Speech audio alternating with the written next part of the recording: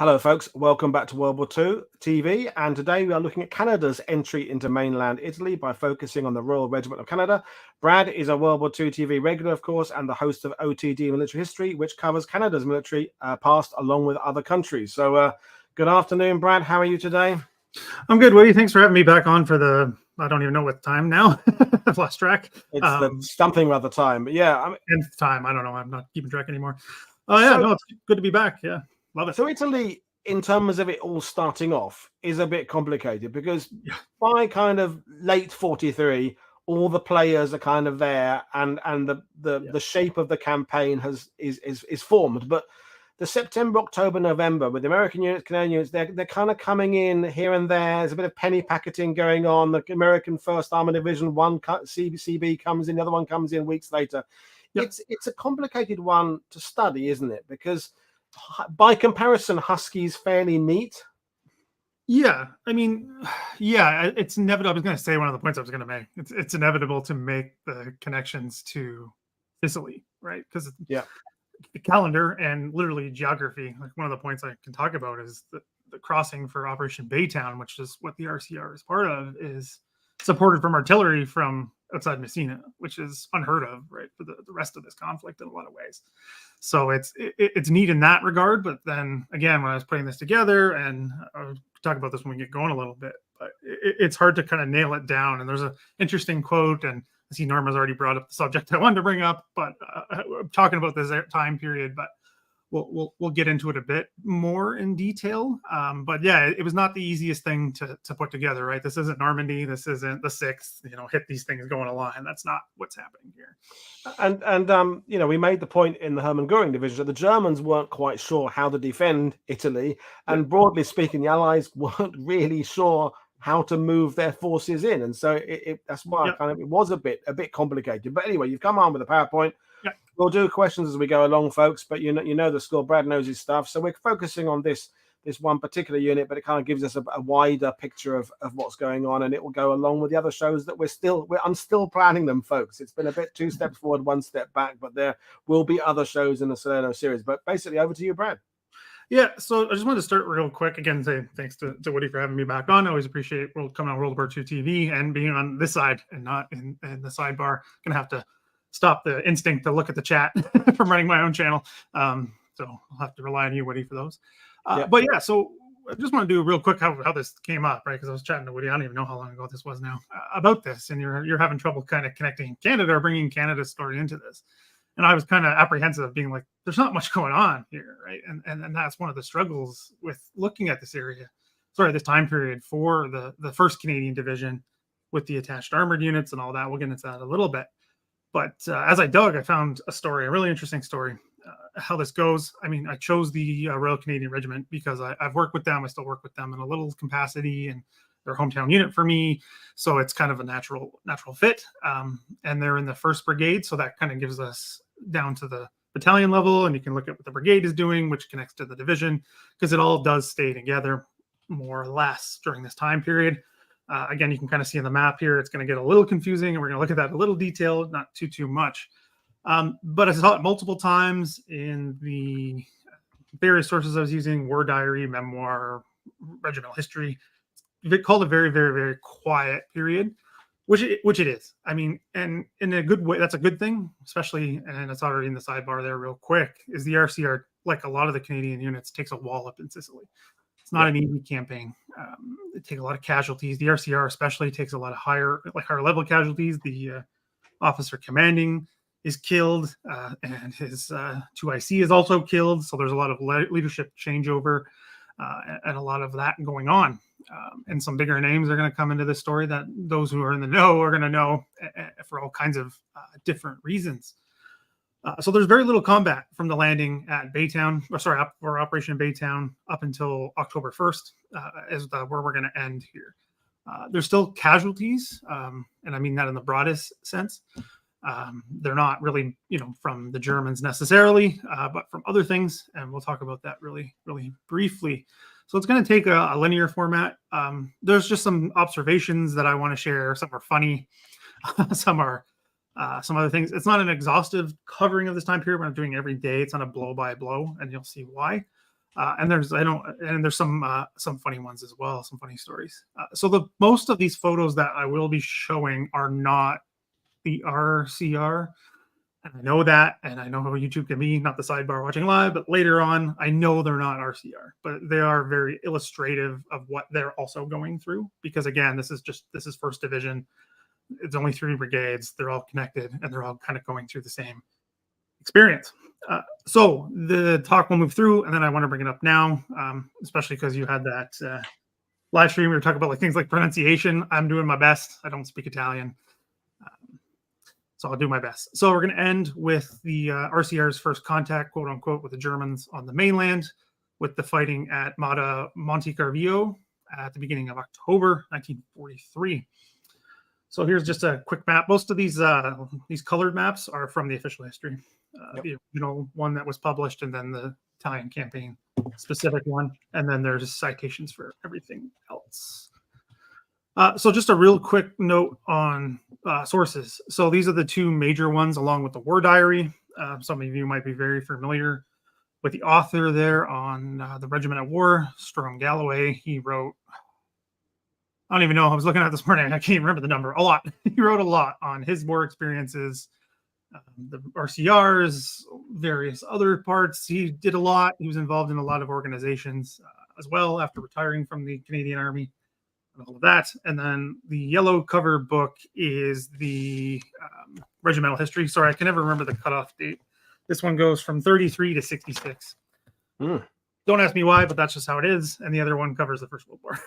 A weird cutoff date, but that's what they went with. So sorry, real quick.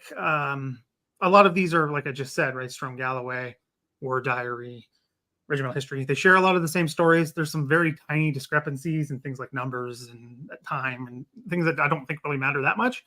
But I did want to bring up, and I'm going to go a little nerdy history here with the historiography thing. That can be a little problematic, right? If it's the same people doing all the same writing over and over again, you don't really get as many details or different opinions or views on things. So I just wanted to keep that in mind as we move forward. And Galloway comes up a lot. Even in the books he's not writing, even in the War Diaries, he comes up a lot, because we'll see why at the end. But again, like I said, he's a prolific writer. And one of the titles of his autobiography, and I don't really want to go into it, but it's kind of like a little teaser to go do your own research, was titled The General Who Never Was.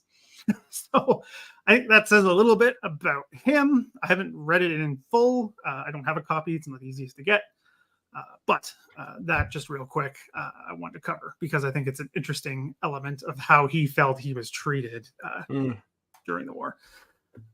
So also, that said, he has a very interesting service. He fights in North Africa, and he wrote again on that. So with the Irish against Rommel. So he fights in the 2nd Battalion, London Irish Rifles, to get combat experience. And no, this is not Canlone. This is before Canlone. It was a very small handful of Canadian officers and some NCOs that do go to fight in North Africa with the 8th Army, just to get straight up combat experience. And Galloway leads an attack and, bayonet charge and all that kind of stuff. I'm not going to steal his thunder. If you want to see it, you can go check it out in his works. And I've linked, I asked Woody to link an article that we're going to be talking about towards the end. Yeah. But just that said, Galloway's writing's all over the place. He wrote, like I said, a lot, and a lot of it has been. Some of it's been digitized, some of it hasn't. Again, he's going to come up a lot. Also, because he becomes the commander of the RCR for a very brief period, from mid-December 43. So that's the infamous time at Ortona and in the salient, and through to January 5th, 44. So it's a very brief time period. He obviously leaves a mark on the regiment for years, still has a major mark on the regiment, even though he's been passed for, I'm not entirely sure how long now. It's been a while. But just want to get that said. And I know about all those issues. So get them out of the way. So moving on to, real quick. And there's going to be, and we can come back to the maps. There's whole different versions of them. This one is from the regimental history itself. This is just kind of giving an overview of what's going on in this part of this time period. We're going to be talking about, covering most of it, because it says into October. It kind of shows what we're going to be talking about at the end, but that's just an overview, so I can leave that there for a quick second. So I already mentioned the RCR has a difficult time in Sicily, high number of casualties. So, and again, this isn't language I found in any sources. It's what I'm using. They get a bit of a break, and that's not a bad thing, right? Baytown is unopposed. It's an unopposed landing outside of Reggio Di Calabria. There's no resistance at all. Galloway literally uses the word bloodless, which I thought was interesting. I just wanted to write that down because you don't often see it said that way. So clearly it sticks out that nothing had happened in that regard. Tried to find, there's a brief mention of it in the regimental history, something about trying to feed lemons or iced lemons to a monkey on the landing craft. I couldn't find the reports because I can't get the war diary because it was destroyed at some point. So there's triplicates, but they're not digitized. It's rather annoying. But so again, that just sort of sticks out, right? Is how unopposed these landings actually are. So just a quick quote from Galloway, and there's going to be a few of them. The Germans had fled northward several days before the landings. It was discovered, and the Italians surrendered in droves. As a result, the landing was bloodless. So the RCR are not in the the leading edge. They're not the first wave. They come in later, and towards the later afternoon, got 17-15 hours is when the first ones come in, and they are followed up. It literally goes in order: A, B, C, D companies come in, followed by the headquarters, and so on. So the landings are so unopposed that actually 3rd Canadian Infantry Brigade takes the 1st Canadian Infantry Brigade's objectives that day. There's nothing in their way, so why not? So it's a very quiet day, not much going on. Things start to go not wrong, but get more difficult moving forward.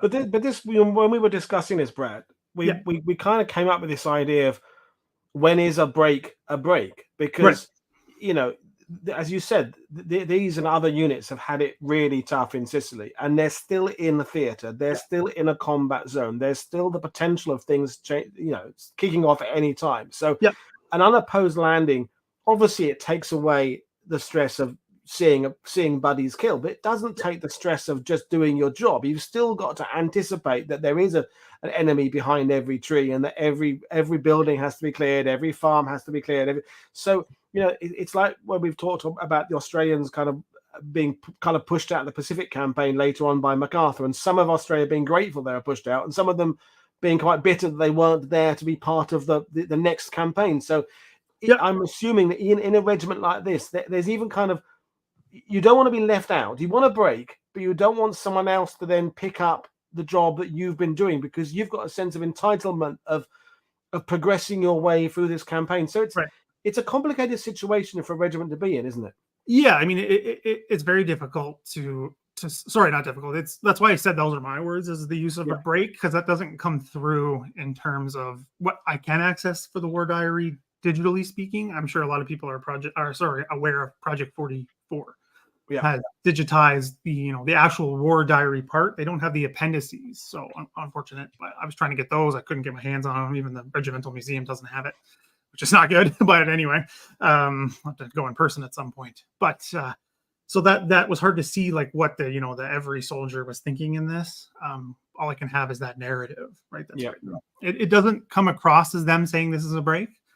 And we're gonna get to that real quick. There's other things going on here. It's still Italy. It's still difficult. So it's not necessarily that they're thinking it's a break. And there's mentions throughout the war diary of saying we're still at war. There's still a war going on here. Just because we haven't made contact with the enemy shooting at us doesn't mean they're not going to be there. And that's why I'm going to let you talk. This is why in this show like this is important, because we obviously, as historians, YouTubers, creators, we kind of focus on the center of the action because we think it tells us the biggest story. So you look at wherever it is, Normandy or the Eastern Front or wherever, and you go, well, these are units that are on in the concentration of fighting. So you tell the story through their eye. But there's always those periphery units, the ones that are on the edges, in support to the sides, that are there, and their experiences are just as valid and just as important. Yeah, I mean, that's kind of can I keep coming back to that conversation we were having, right? Like Yeah. you want some, CanCon, as we call it, Canadian content in Canada. And I'm like, okay, well, how can I do this? And I thought that's what I meant. Like in my head, this time period, there's not much going on. And again, I keep saying I'll get to it, but it will make my point eventually. It's because I keep interrupting you. It's not your fault. No. It's just the way that the story, Yeah. the way the story goes, literally how it's written in these other sources. But it's it kind of flips my expectations in a sense, and something that it is important to understand what's going on here, because again, like you said, they're still trying to. The Allies overall are still trying to figure this out, right? There's planning into this, but they're still not sure how it's going to go, right? You can see on the map there, right, with the 1st Airborne Taranto, and then there's the landing at Bari and Barari. They weren't sure how that was going to go, right? They weren't like the RCR even down at the battalion levels, like we might have to jump into this. We don't know. So I think that's important to keep in mind. So yeah, just real quick, and this really stuck out to me that was included in the war diary, is that Reggio is abandoned by the civilian population. I thought that was really interesting, that they note the sort of emptiness of it. So just real quick here, talked about him real briefly. Want to move on from him quickly though, because again, I've already introduced him, but he's well known, obviously not for just the mustache, but for the writing. I think he's up there in terms of one of the best mustaches in the Canadian Army of the Second World War. I think that's undeniable. So there's lots of photos of him.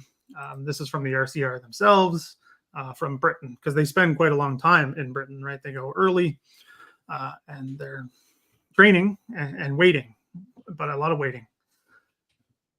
So this is a picture of Galloway in North Africa. I just thought it was too cool not to share, of him sitting in these conditions you don't expect to see a Canadian soldier sitting in when you think of the Second World War.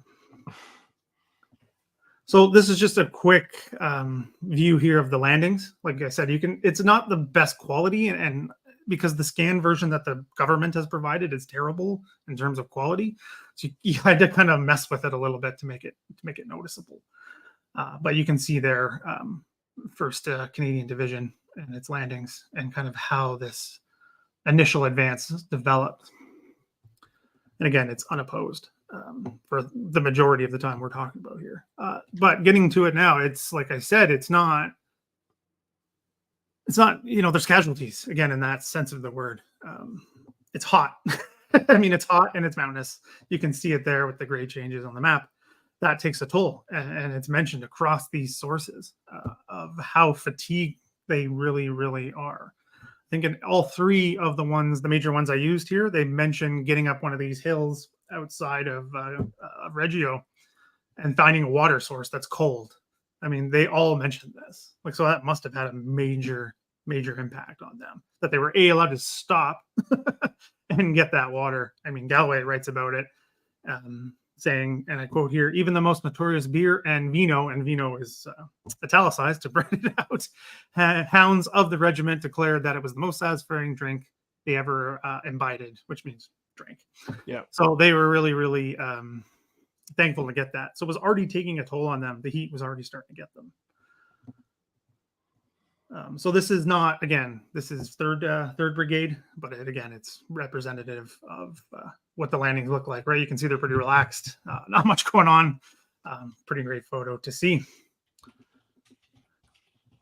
So got to get in the kind of the humorous stories here, and a little bit of a mule story for Lucy over on World War I TV.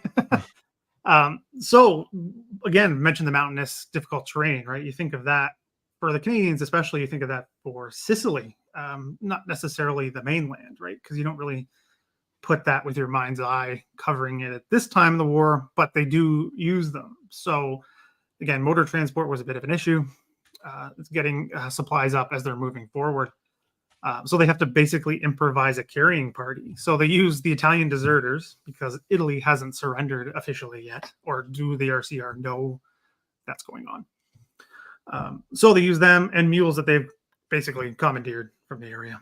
So the war diary at length talks about mules. I mean, at length, like 4 or 5 paragraphs about how military history is full of stories of mules and how people know they're all stubborn and everything like that.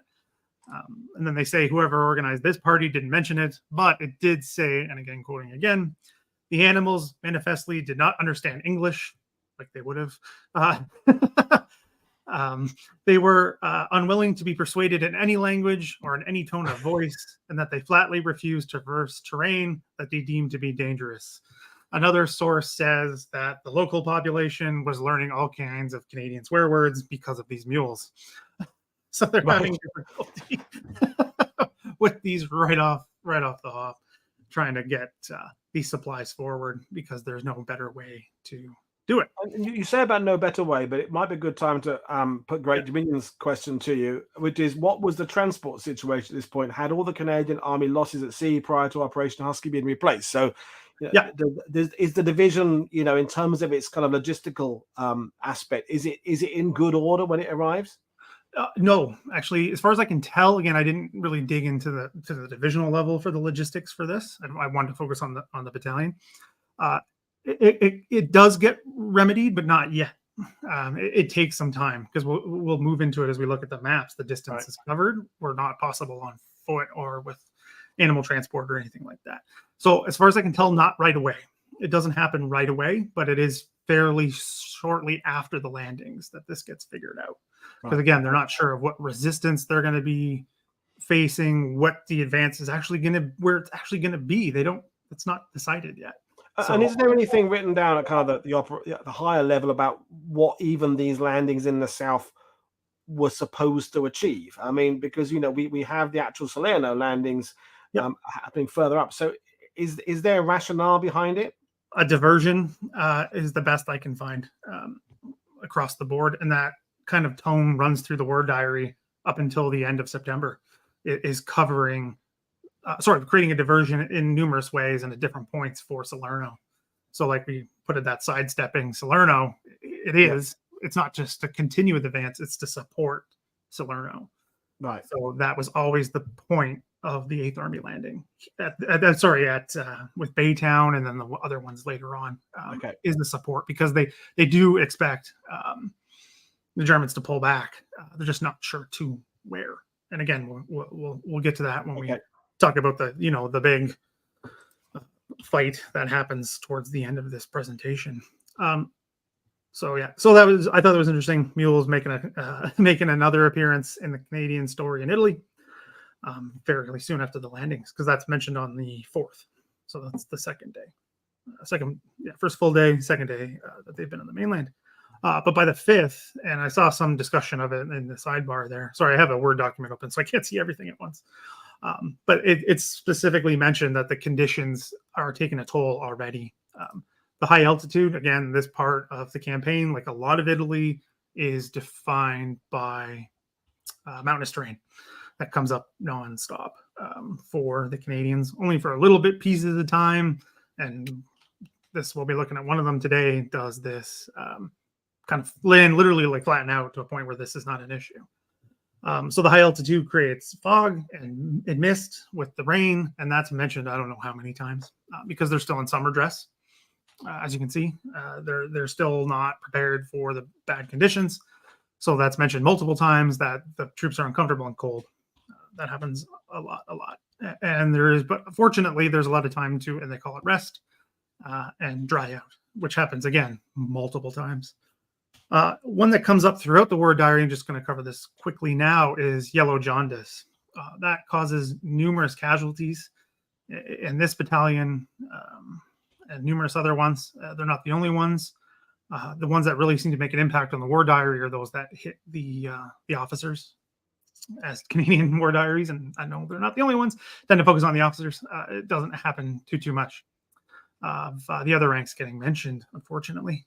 But they do talk about by the 20th that jaundice and malaria, which has also been discussed, I can see, luckily, on the sidebar, is taking 3 to 5 personnel getting evacuated daily.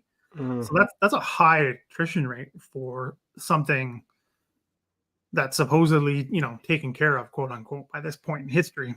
That's having a major impact. And at the time, they have no idea what's causing it. And I unfortunately just ran out of time to kind of get into the reasons why I don't know. I'll just say up right now, I don't know why the jaundice is happening. Obviously, the malaria is coming from mosquitoes, but I'm not sure about the jaundice. But the mention for the War Diary is that it's hitting the officer corps quite a lot, and that becomes problematic later on. So just moving again quickly here is on the 6th, and I think this was so interesting. 3 days after landing, they're doing reconnaissance patrols to give junior officers and NCOs practice in leading patrols. Like they're saying specifically that this is for practice because we don't expect to present any resistance. So they're wanting to make that they can sharpen these skills and have some time to do that. I thought that was just so interesting that gets a mention. And then moving on to the 8th, they get notice that Italy has surrendered to the Allies, as it's announced generally by Eisenhower that day. So there's a muster parade that day. And this is, at the time, Lieutenant Colonel Dan Spry. He's also well known for not some good reasons. There's been lots of work done on him. I've talked about him a bit on my channel. He is the OC at the time. And it's really interesting that what this is written about again in the war diary, and this is quoting again from the 8th. Troops were warned that there is to be no celebrating, as there is still a large force of Germans in Italy to contend with, and we would carry on with our plans as before. So it's not meant to be like this is over in any way, shape, or form.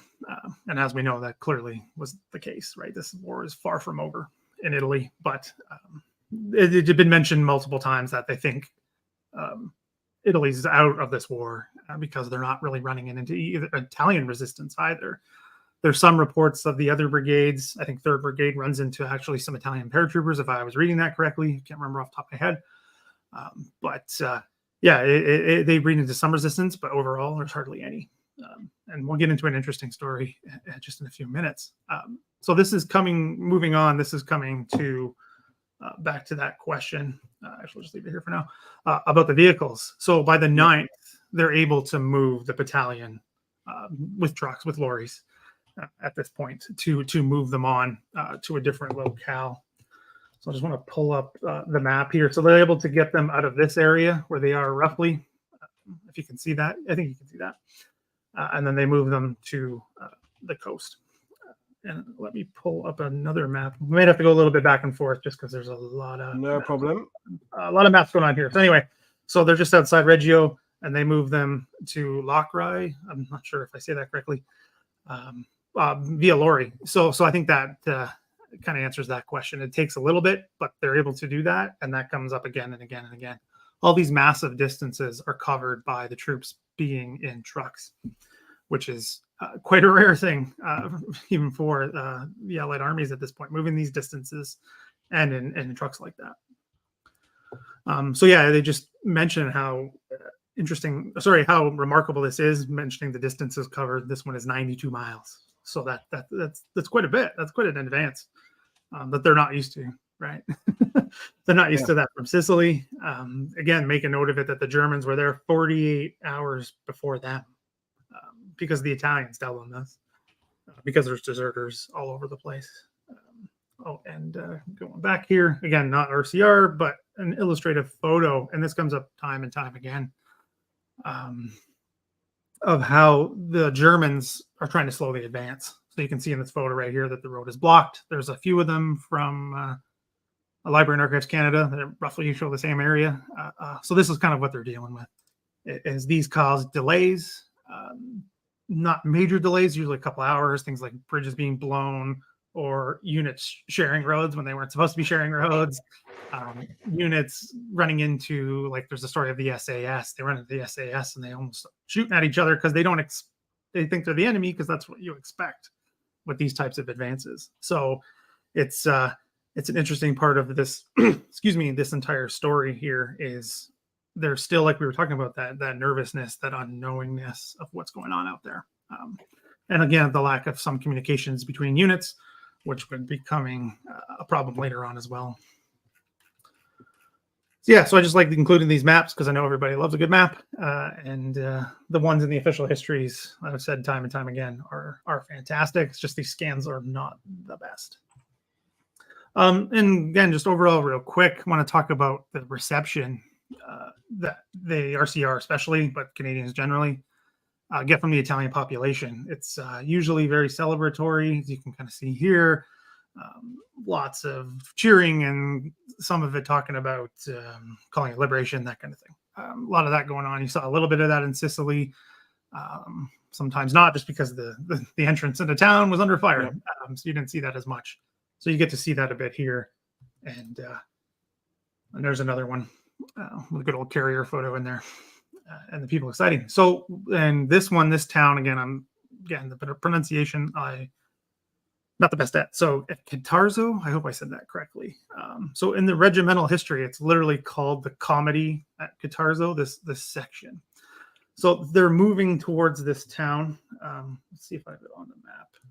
Sorry. That's further south. 1 second. Sorry. This is way down here. Where's my cursor? Way down here. So they're moving their way in. They haven't made contact with the Italians yet either, but they do at this point. So this is where they're supposed to concentrate the overall division, and this is on the 10th of September. So around that time, so they roll into this area. So as it turns out, they just run into the Italians. So Spry, the lieutenant colonel of the whole regiment, runs into a staff member from the division in the area, the Manlatov division, which is in the area. And again, this story is told across all three of these things. This guy from the staff of the division had been dispatched to negotiate a surrender. Now, negotiate a surrender. His boss, his officer, the general of the unit, wants a formal surrender with all the formalities that come with it. So they send a captain forward, which is important in a second, to make those arrangements. The captain makes it to the divisional headquarters. He's given a lunch, very over the top lunch, multiple courses, the red carpet's basically rolled out for him. However, the general will not meet him for lunch. The general sits in his own by himself because this isn't good enough. Captain is not good enough. The general wants to surrender to Guy Simmons directly, who's the commander of 1st Canadian Division. So there's this back and forth, and they have to get Spry to go talk to this guy. They move in to eventually get them to agree to come to where the headquarters are for the RCR. And they all talk about this, how the officers are in cars, the general's in the they call it literally a shiny civilian car flying his flag. He's flanked by motorcycles. They're in the what says the motorcyclists are all bearded, and the Napoleon type carabiner hats, with the feather and all that. It's all about the pomp and circumstance.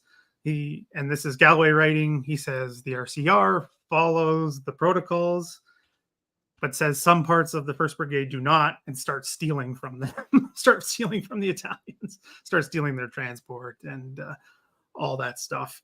And he says that who must remain nameless. And this is written in 1946. So there's clearly a little bit of blood there or something. I don't know. Something going on there. So you can just tell they're frustrated, right? Like, you guys already surrendered. Why are we doing this? The Germans have not. They're already out there. We don't have time for this nonsense, basically. Because how they talk about the civilians is they literally use the word amiable, and again, cross the sources. How the civilians are amiable, so therefore the military is not. And they're very excited to see them. And again, I thought this was an interesting story. It's a quick little one, but because Galloway wrote about the regiment in his own. The regimental history says that Galloway claimed he fires the first shots of the regiment and the mainland Italian campaign into the ground to get the civilians to go away because they're in the way blocking the advance. But he doesn't mention that in his own book. So I'm like, okay, it's interesting. Not this one anyway. Maybe it's in the later autobiography, but I don't know. So I thought that was really interesting that it's included in one, but not in the other, and it's not in the war diary. But there is talk of just how the civilians are so excited, but they kind of get in the way, as you'll see again later on in Western Europe, right, with all the civilians celebrating. And it's this is the thing is it's a complicated situation politically because Italy haven't changed sides yet, but the clock is ticking. I mean, I said on one of the previous shows in Salerno, everyone who's fought through North Africa and Tunisia, they've been aware of all sorts of devious goings on with enemy forces and deceptions and fake forces and the fake minefield. So you said that this sort of period is called a comedy, but that's sometimes with the benefit of hindsight. Civilians being friendly can be genuine, or it can be covering something else.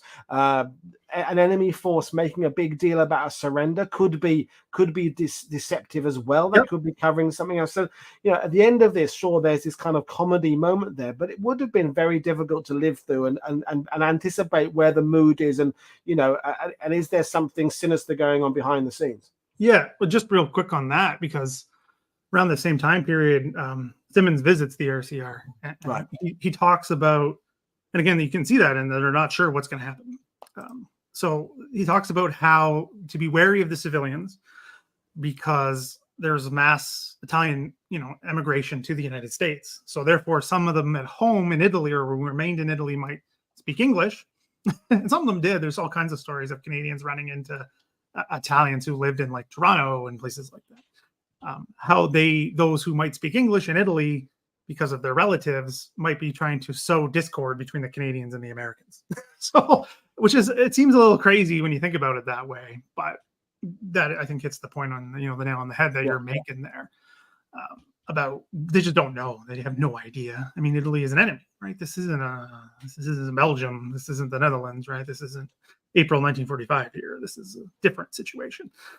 So just have to keep that in mind. And why I'm so insistent on saying these sources, because you have to keep that in mind when you're doing this sort of story. Sorry if I'm harping that, but that's kind of one of the points that I want to get across. No, good point.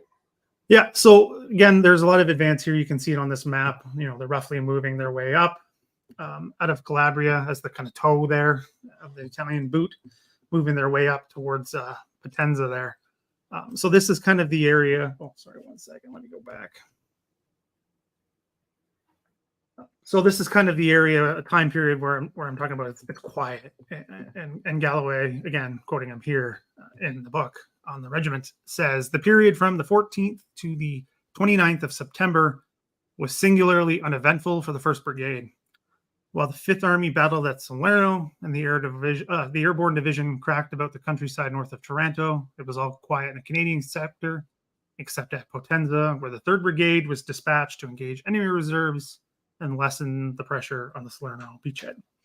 So that's what I mean. That's what I was talking about before. It is focusing on Salerno, what's going on in Salerno. They know this is a kind of not necessarily a sideshow, but a diversion.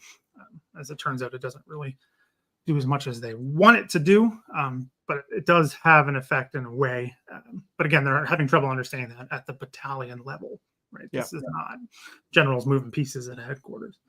Now, Galloway calls it, there's not going on, and he's right, there's not much going on. Just a few things I want to highlight. On the 14th, there's a drill parade for all corporals, lance corporals, under the regimental sergeant major, and for subalterns under Captain Richards, with the view of smartening our general appearance and maintaining our reputation even under these conditions.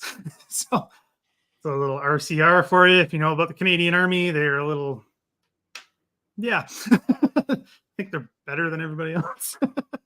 But that's an important insight, because maintaining morale, maintaining your unit cohesion, you're in the combat zone, but you're not absolutely facing the enemy that they know is happening in Salerno. You can't let people drop their standards too much, but you can't appear to be too, making them do stuff all the time when there's no point. It's not the easiest of lines to strike if you're a commanding officer, and going down to kind of platoon commanders and things like that as well.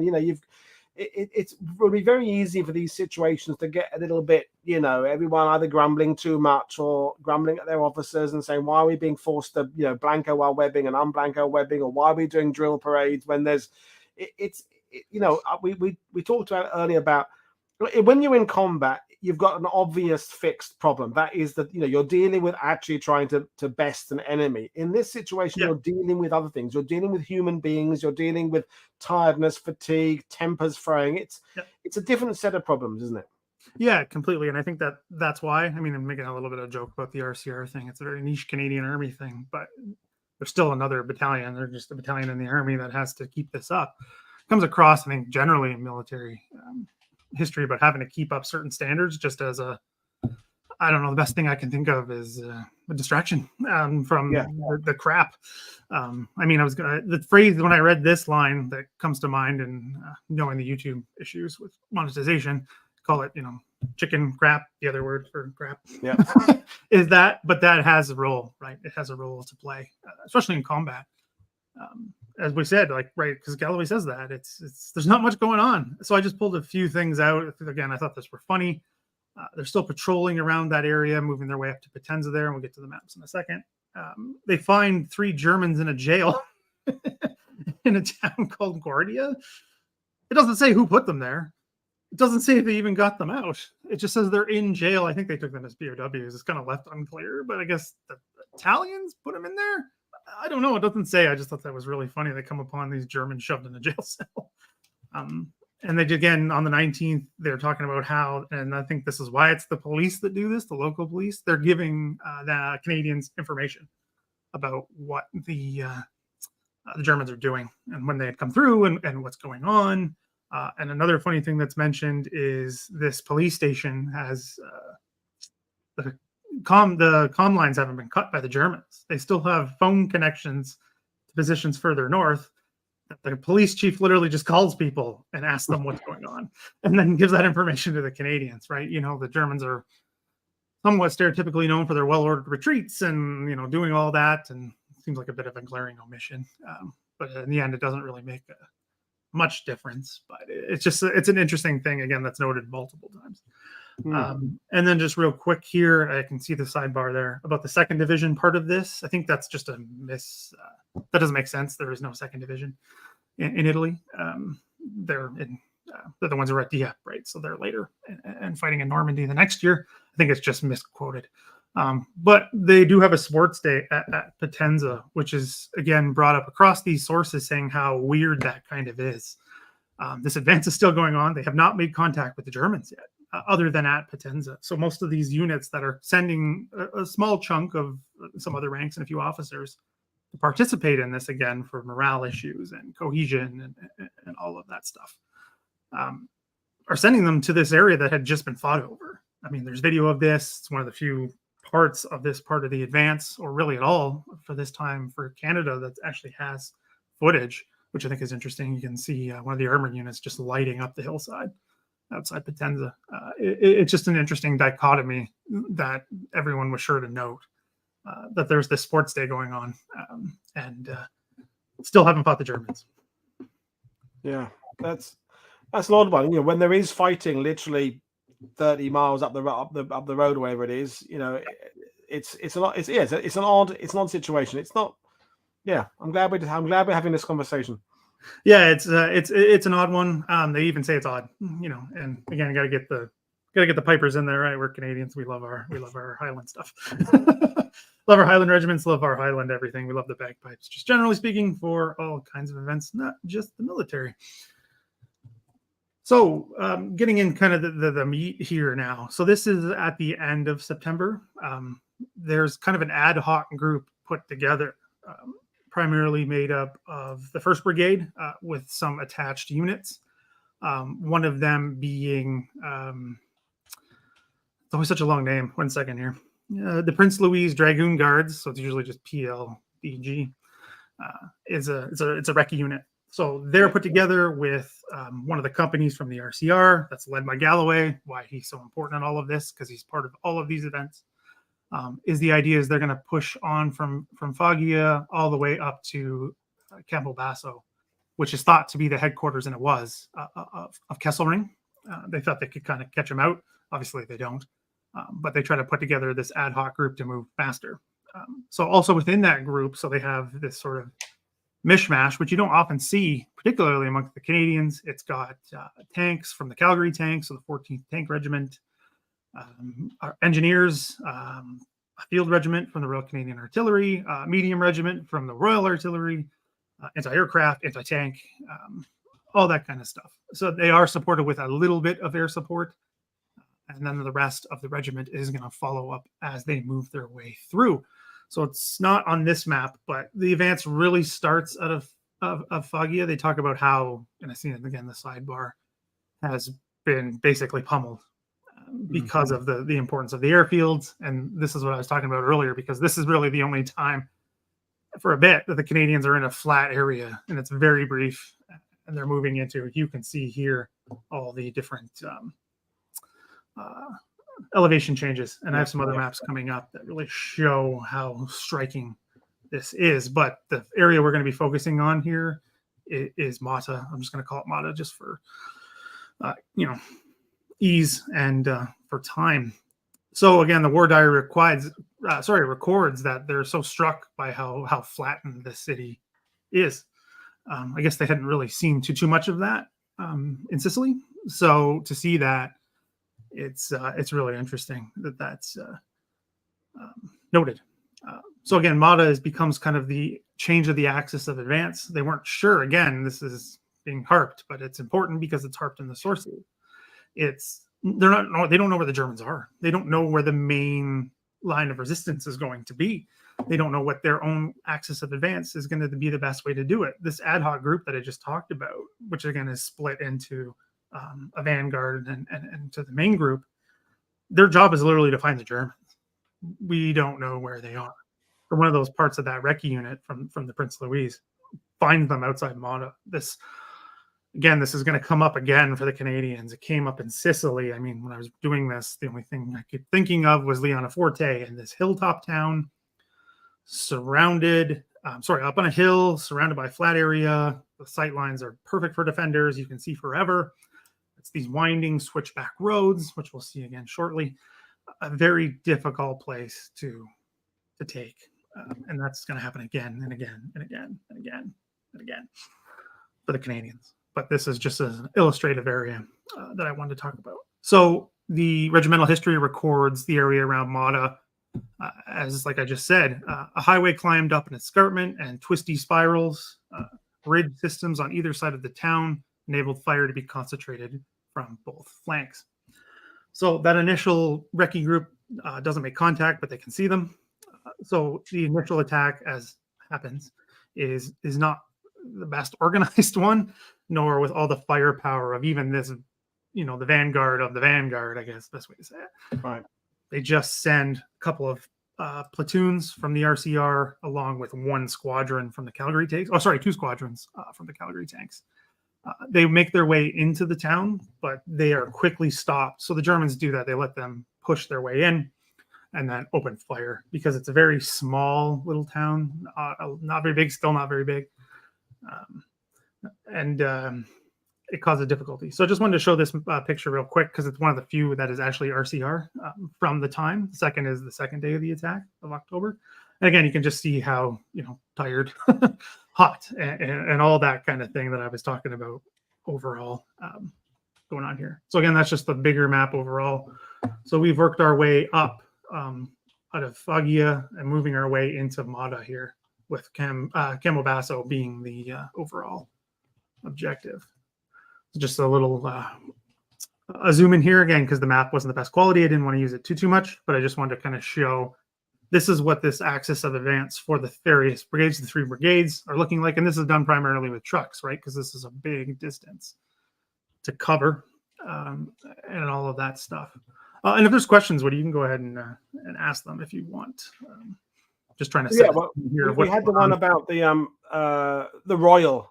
I don't know if it's entirely the same between the British and the Canadian armies, but I'll let you give the Canadian version. Not necessarily. I mean, it's applied later on. Sorry, let me go back here just a quick second. So the Royal Canadian Regiment is the first infantry unit of the regular Canadian Army, which has multiple names over its history. Changes names constantly. Just call it the regular Canadian Army because it's less confusing. It's the first. So it's given that name when it develops as an actual regiment of infantry. It started off as actually an infantry school in multiple locations to train regular soldiers. So it comes along, it changes into this regiment, and that's where it just gets the name because there had been Royal Canadians before, but that was part of the British Army. So I think it's just playing on that tradition. It's the first one. I don't know if that's 100% the reason, but that's what makes sense, and that's what the research I've seen.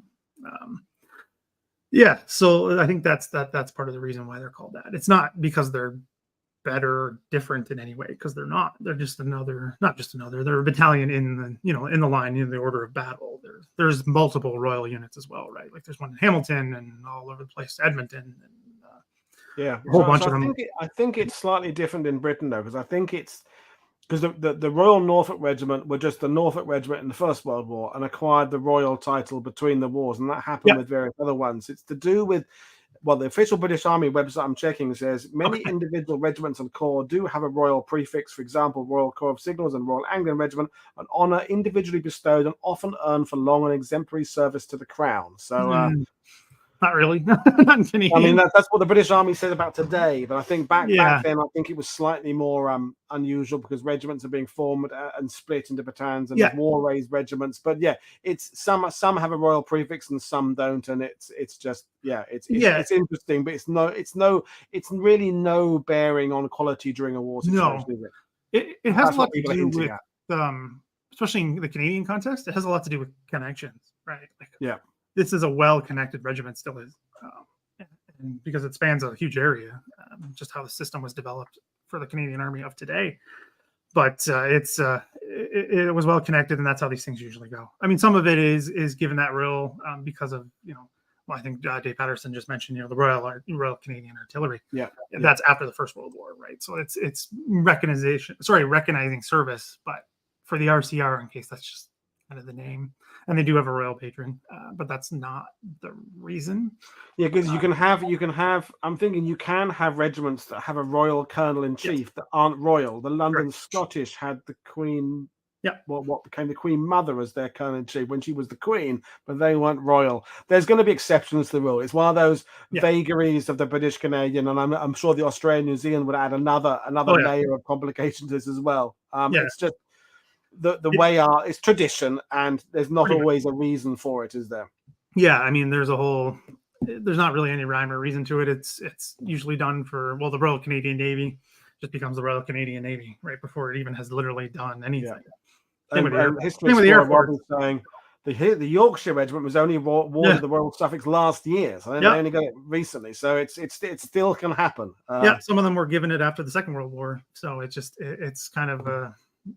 Again, it's a lot to do with internal politics, really.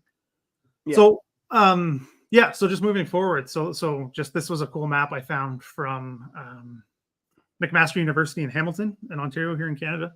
They have a fantastic map library. I mean, just generally speaking, if you're looking for anything like this, they have trench maps, older maps. I think the oldest map they say is from the 1650s or something like that. This one is a map. This is a German map, and this is just a chunk of it. So you have Foggia here, excuse me, sorry, and then Motta up here, and they're trying to get to Camelbasso over here. So this was the best, and it was a high quality map. So I just wanted to show that off and to tell that resource. So this is just more zoomed in. So this is kind of the area we're going to be talking about real quick, not real quick, but just to finish up, because now we're getting into that period where the quiet ends. And I think it was just really interesting. Again, that Galloway quote talking about this, how this is where that quiet period ends, because it ends on the 1st, where a first attack goes in after it's been recce by the recce units there. Again, the timing is different depending on the source. It's in the later-ish afternoon, 1500 or 1600 hours. So the 2 squadrons go in, and B Company with 1 platoon that's pulled away to help another small clash work their way in, but machine gun basically sweeps the positions. As you can see here, it's why the roads kind of takes that weird S squiggly kind of look, is because it's a mountain. That's the way the road has to go to get up it, and that's what they're trying to attack up. So they're having so much difficulty. And it's not found out till later who they're actually fighting. Again, this is just so different than what you normally, how you read this stuff and the sources talk about this. Everyone's talking about at the end that it's the German, it's the Fallschirmjäger, it's the first parachute division. This isn't known until later. To me, it's just kind of interesting, and how this is so different, because usually talk about it at the beginning. This isn't done until later. So this attack, like I said, fails. Some subalterns are wounded. One who's mortally wounded. They have to pull back. So they have to pull back and are trying to understand the situation here, because, like I said, this Vanguard has a Vanguard. Not all of the RCR was part of that initial, the Vanguard of Vanguard, but they're put forward saying this is now your objective for the entire regiment with supporting arms. You have to take Motta. So they have to come up with a plan. So under Galloway, which is, B Company, which had already taken that initial advance, moves up, holds that position just slightly outside Motta to kind of hold that base, whereas A Company is sent in to launch an attack. It doesn't go well at all. Like I said, this is swept by fire, and daylight. You can see. Sorry, one second. Like these are just some I pulled off Google Maps. You can just see the sight lines. This is roughly the area of the advance. It's hard to kind of get the roads right because it's just the way Google Maps works. But you can see, right, it's kind of almost stereotypical of what this position looks like and what they're up against, right? And this wall stuff is actually what stops some of the attack coming on. They move, they pull them back. They do a bit of a recce from B Company. Sorry, I jumped ahead a bit there, but B Company, they do a bit of a recce. They bring that forward. They come under fire because, again, the Germans can see everything. They mention in the war diary that it's a tree-covered lane, which you think would provide some protection. In this case, it does nothing because, like you can see here, it's all covered and open. So they know that an attack during the day is basically suicide. So they have to pull back and reorganize for an attack. At this point, Galloway comes back to the regimental headquarters, the battalion headquarters, and gives them a plan of what to do. They have to basically go. Sorry, we'll just go back to the map. This map here is the C and D will just basically hold the flanks. B will hold its position, and A will attack in a frontal attack. Doesn't go well, obviously. There is artillery preparation, but once they get into the town, A Company come under severe fire. It doesn't go well, so they have to basically pull them back out of the town. I just want to make sure and grab the right information here. So again, more subalterns are wounded. They can grab a few, I think it's stretcher bearers. It says SB, so that would fit the nomenclature of the British Commonwealth. Again, the details are weird. A lot of these things about them, it doesn't say exactly what happens. There's these stretcher bearers, and it says they're holding a lantern, and then they're captured in a, quote, tough and rumble, and then sent back to the company headquarters. So I'm not really sure. Like, did they just stumble into this accidentally, and then they tried to run away, and then some guys fight them? I don't know. It's another one of these details where you're just kind of like, okay, what happened here? And nobody's telling me anymore. I couldn't find any more details about what happened. So that happens at this time. So like I said, they come under heavy fire into Motta itself, working their way up these switchback roads. But it doesn't work. So they have to pull back. So they have to come up with another plan of what to do. So at this time, unfortunately, there is a wounded member of the company who cannot get out. So they have to leave him behind. Sorry, I just want to get the right names. Here we go. So there is a Private Douglas who's too badly wounded to move. So a Corporal Hinton, who had actually said, what do they call it? The first blooding of the unit, takes out 2 Germans, the first ones. He stays behind. So why that's remarkable is because the new plan is going to be an artillery barrage on Motta itself. So they know they're in there, and they, leave them behind. And again, luckily they both survived. That's mentioned throughout that somehow they survived this. So it's very, they say literally it's noteworthy that they both survived this. So this next attack is done obviously in the dark. The artillery barrage is for 10 minutes at 0250, and then the attack goes in at 300 hours. So A Company is now, tasked with moving from, I just want to grab it better here for me, from the north, right? Because this is where the base is. They come around, and why they can't make their way in. I'm going to go back. I might be going the wrong way. Sorry. So they mentioned like things like there's walls, there's barriers in the way. they can't actually attack from the north. It doesn't work.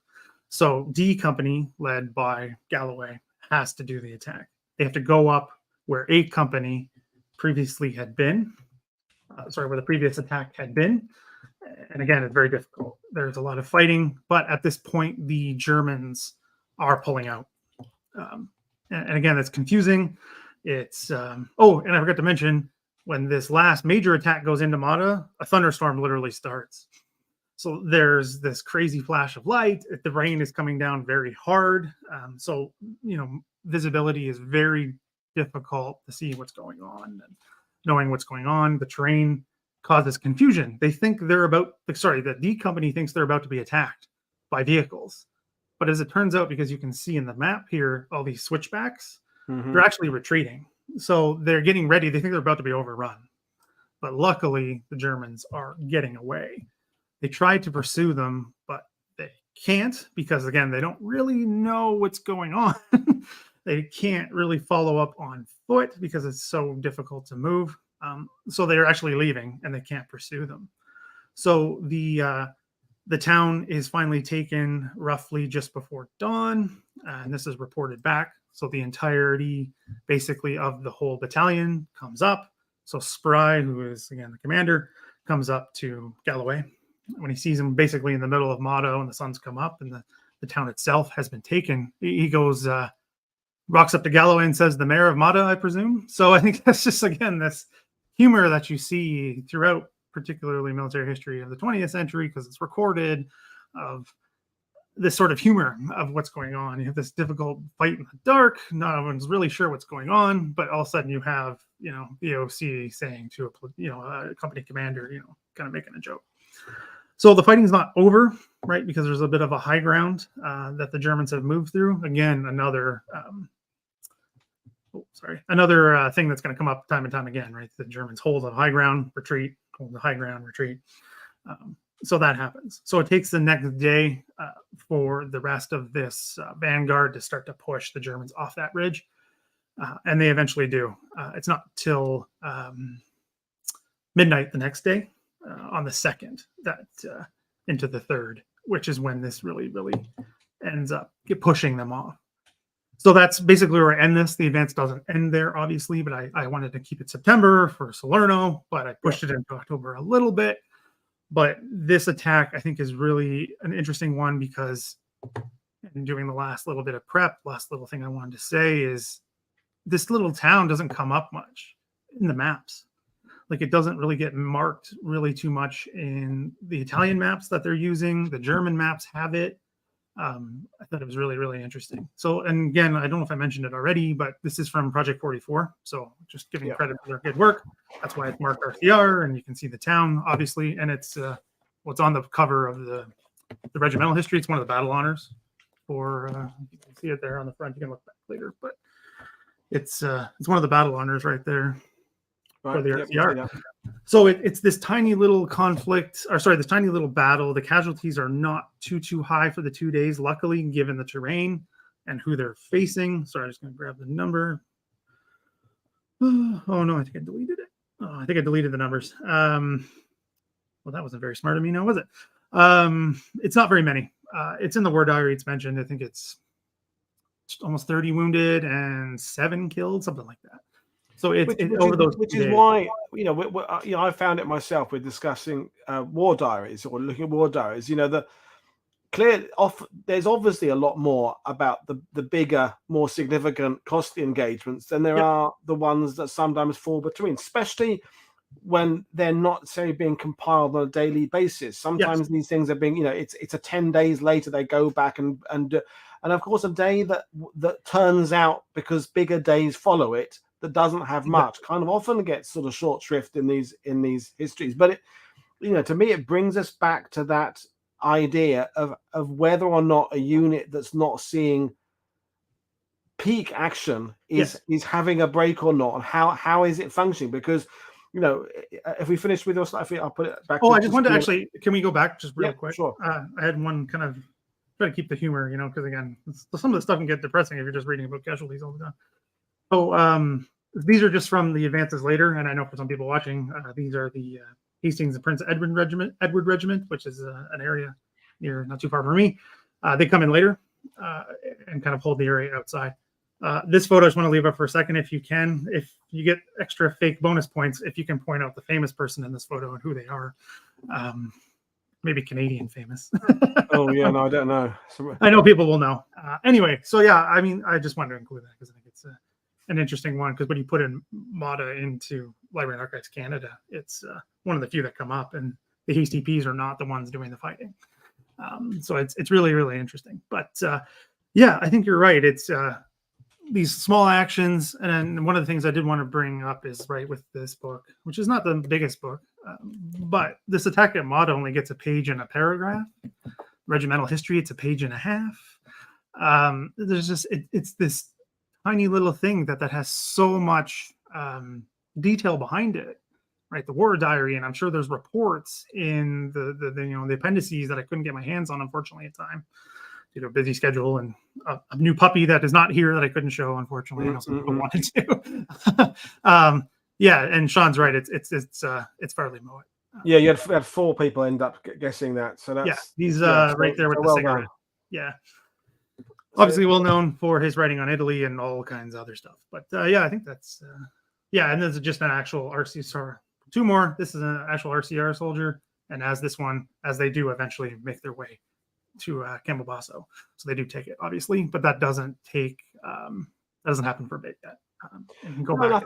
I think that is going to be how we kind of bring this to an end. Is that discussion of the fact that Normandy is quite neat, and I always bring it back to Normandy because it's where I live. Is that every unit that comes ashore has had some kind of break, either of years. Some are green. Certainly weeks, often months. So even the ones coming ashore later on, they're having a period of absolute training, but they're coming from the UK. So they're having, when a unit is in a theatre but not face the enemy, how much of a break are they getting? How that rhetorical question about honing a blade to a sharp edge, you can't keep honing it or you break that edge. It's that those who are watching who have served or are serving, it's a complicated issue. It's the same with a sports team, but although less the results are not dramatic. Yes. But keeping a unit at peak ready to go is difficult, and as we get into the events of the winter 43-44, then January 44 and Anzio, and then by the end of the Italian campaign, everybody's been there pretty much for months. But the beginning bit is if you're at the higher level of planning, if you're Mark Clark or someone like that, assessing how ready to go units are can't have been really easy. I'm not a Mark Clark fan, by the way, but it's not. I've been there. They haven't been seeing too much, but it's interesting. How would you? We've brought this up at the beginning of October. How would you rate this regiment in? Give them a score out of 1 of 10 and kind of ready for the next campaign. Are they? I know you said there's not much written down, but reading between the lines, what's your assessment? It's hard to say because it's not belittling what happens in Sicily, right? Because I'm not doing that at all, and I know I've presented this to other people. It's difficult. It's so hard. I mean, the conditions alone do a number on all of the Canadian units because, again, they lose the transport because it's sunk. Yeah. So they have to kind of work their way up from that. And there's all planning issues with Sicily, right? Like, when is this transport even going to get to them? But also you have to go back to other things. Again, hopefully this isn't too much of I'm going to say it myself on your channel, a rabbit hole. Yeah, but, you can say it. I'll let you. And I always get to hear it, but I don't get to say it. Canadian politics plays a role in this, right? Because initially the 1st Canadian Division isn't even supposed to go to the mainland, right? So how to say that they're ready, it's hard to rate it. I'm sorry, I'm going to avoid the question as a true historian. Well, put another one back to me. Deflect with another question. It's hard to say, right? Because that's not the initial plan. This changes as the campaign in Sicily is going on, and of course the 1st Division stays, and then another armored division comes later, all because of political reasons and shipping reasons and all this different stuff going on here with Italy.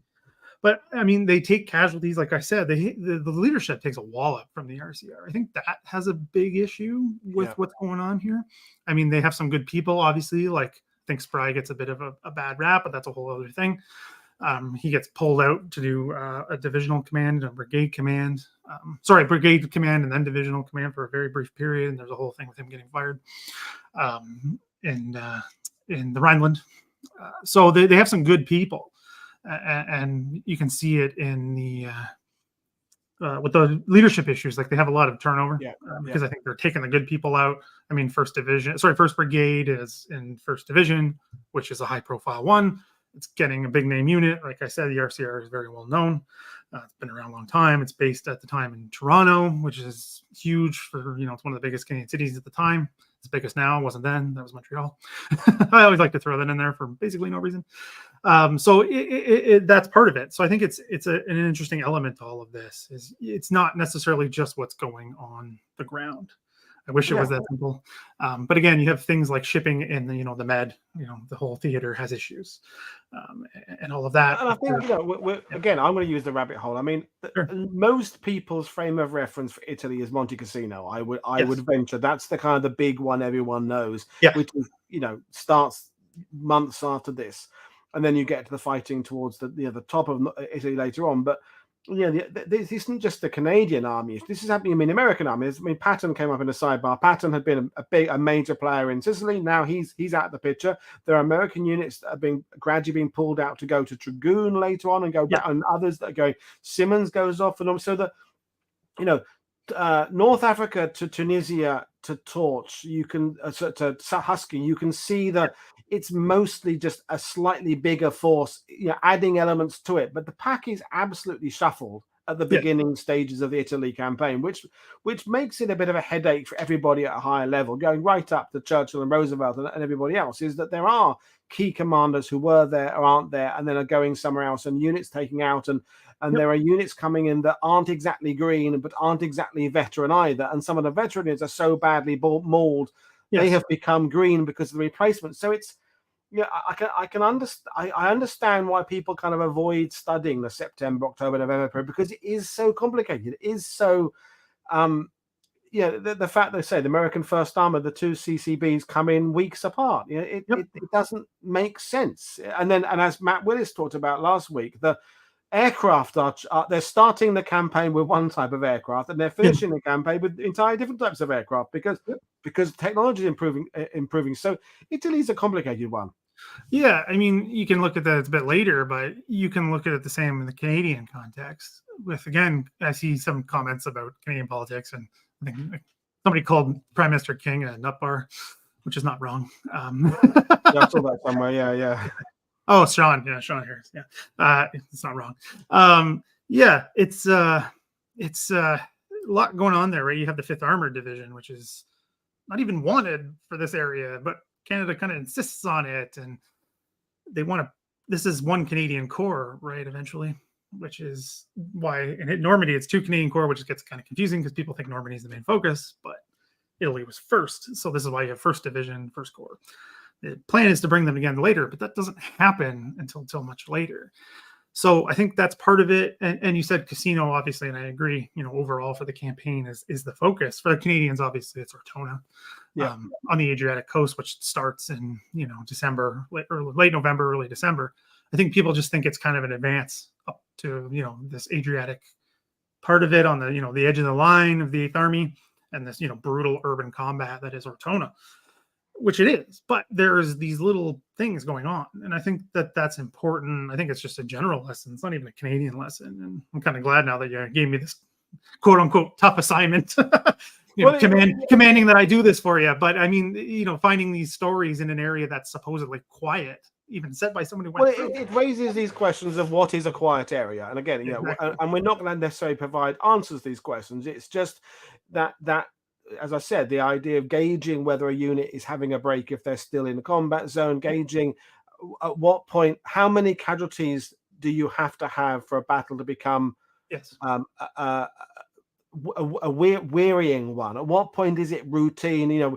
We have those terms that with bombing, the milk run, for example. I can't think of that for those who haven't heard that expression, folks. That's kind of the 8th Air Force, 9th Air Force. If a bombing mission was considered to be one with very little flak, very little enemy fighters, and very little chance of any enemy of losses of aircraft, it was considered a milk run. But I can't think of a ground equivalent of a milk run coming up as in terms of, because there's always that risk. Is some poor sod, we always say this, has to walk up to a village with his number 4 rifle of his American M1 and walk in there and hope he doesn't get shot. It always comes down to that, or cross a field or whatever it would be. And so, yeah, and if you are the guy at the front and you get killed and you're the only casualty, pretty shit for you. Yet it doesn't necessarily rate a large mention in the war diaries, but it's interesting. A Walk in the Park. Yeah, Walk in the Sun is the Italian. It's an Italian set war film, isn't it, with Dana Andrews? But yeah, it's interesting. But I think we're gonna end up just tossing this idea around without any further conclusions. But before we go, Brad, tell us what's coming up on your channel and where you're taking it and what your next few weeks are like. So yeah, for those who don't know, who might not know who I am, I have my own YouTube channel. It's I got the shirt on. Nice. OTD Military History, which you can also get through my channel. I try to cover the Canadian story as best as possible. And if Woody will allow me a minute or two, I've tried to, and I was talking about this on one of my own live streams, not moving away from that. I want to make this an addition. I did a video a while back on Omaha Beach because I found a fantastic primary source, and that's kind of what informs my work, is the primary sources. Why I kept harping on these sources and everything that I was using today. So I'm using that as kind of my focus. So the next things coming up, I have some videos actually on, this is not World War II, but Canadians in the American Civil War who won the Medal of Honor. That's a big video I'm working on currently. And then I'm also going to be doing a fairly large video on the 1st Special Service Force, which is a joint U.S.-Canadian unit, and for, I think, fitting with how you try to do theme weeks and everything like that, I'm focusing on Anzio because there's just so many great stories from Anzio from those guys, and like Tommy Prince, and does some crazy stuff in that area. And I want to talk about that. But bigger on, and probably after that, the videos are going to slow down, unfortunately, because I'm prepping a huge project in Normandy. It's going to be I call it the Canada Normandy project. I want to cover all the major engagements that Canada fights in, from the beaches all the way to the closing of the gap at Saint Lambert, and I'll cover the poles too. And I'm going to try and cover as many of outside of that kind of scope as I can, depending on how much time I have. So that's going to start to be a major time commitment for me. So that's my big project, because that's going to be a big one, and it's, again, just like Woody, just me. This is the setup. This is the major. We dream of having teams, but then it is just us. So good luck, and I'm sure we will collaborate in some shape or form, because I'm planning lots of 1944 content next year, not just normally, but around and about. So you'll be back on my channel, and maybe I'll be on your channel, and we'll do some more stuff in conjunction. But yeah, thanks for taking on this interesting. It's kind of in between campaigns, but it is a campaign in its own right. It's not a break. It's same old stuff, but not quite as bad as it had been, and definitely not as bad as it was going to get later on. But they were there, and it reminds us all, I think, that focusing on the main thrust is interesting, but there are always these other and side actions that are no less tiring, no less interesting to understand the complexity of a campaign like Italy. Yeah, I mean, if you just, one kind of closing thought, I guess, is how I was thinking about this, and how I've thought about this, is you see this in, particularly it comes to First World War, going out of the scope again, sorry, but the idea of wastage, right? You see that constantly in war diaries, and even from other wars as well, this term of wastage, right? Of soldier who's no longer in the line. But what does that mean? Sometimes that's a life lost. Like, that's a soldier who has died. And what is called, is in nothing, or in a quiet period. And I think sometimes we're doing ourselves a disservice when we don't want to dig on that a little bit, and try to understand what that means, and how this can affect a unit, and all the, the ripples that come from that. And I'm, again, glad you kind of, threw me a one, say kind of cover whatever you want, but picking a time period that most people would not touch. I know from a and phasing in new replacements, and phasing in new commanders, and when a new commander comes in, how does he establish his authority? Does he try to copy the previous guy? Does he come in with his own ideas? These are all themes that that they're easy to.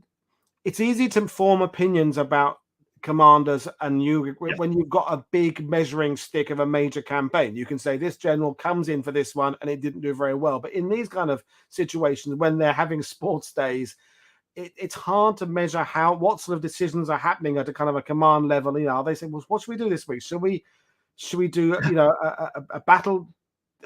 We could. I mean, there was training schools being set up across Europe. There were urban warfare things being set up. Do you set something like that up, or do you give them a sports day? When does it's honing the unit? Do you do better by keeping the training going, or do you let them blow off steam? And what were the gains? But again, I don't think they were writing this stuff down. They were probably discussing it to some level, but it's not going to be going into the archives to say, here's why we had a sports day. We were basing it on these reasons. Yeah, I think you just hit the nail on the head there, Woody. It's stuff. I think some of it gets lost. I mean, some of it's, as much as I love doing that primary research, some of it is dense, and it's just so hard to pick through. And using that language that they're all literally taught at things like staff college, and getting through that, sometimes it's a slog and it's not easy. Yeah. So some of these things just get lost because you want to focus, on the VCs, the Medal of Honor winners, VCs, the big campaigns, the battle honors, we don't those in between pieces get lost, and I think again we're doing ourselves a disservice in that way, because we need to, I mean, the RC is doing it on their own book with just the battle honors, right? Like, we're losing stuff, and you and me, I think we've discussed this in the past, but we're just getting to that point now where we're losing this generation. So we are. We can't. There's questions we wish we could have asked, certainly at a high level, that we never did. But anyway, we'll bring things to an end. Folks, I'm back tomorrow morning, or depending on where you are, late at night.